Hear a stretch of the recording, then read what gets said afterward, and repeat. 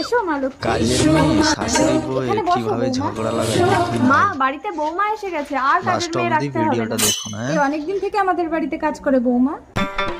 এই বউকে না তাড়ালে এই বাড়িতে আমার কাজ থাকবে না, দাঁড়া ব্যবস্থা করছি। মালকিন, আপনার বৌমা আপনাকে ডাইনি বলেছে।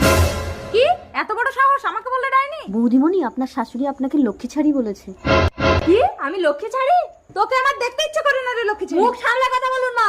গায়ের উপরে ঠেলে উঠে আসছে, মারবে নাকি? নোংরা হাত দিয়ে আমি কি হাত নোংরা করব? কি আমি নোংরা? তুই নোংরা, তোর 14 গোষ্ঠী নোংরা।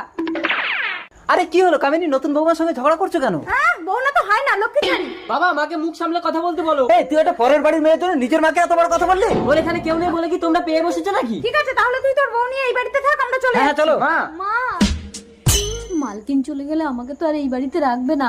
মালকিন, ও। মালকিন, বৌদিমণি আপনাকে ডাইনি বলেনি। মালকিন না থাকলে বৌদিমণিকে কি করে তাড়ানোর কাজ জন্য আমি করবে মিথ্যে বলো? কথা বলেছিলাম।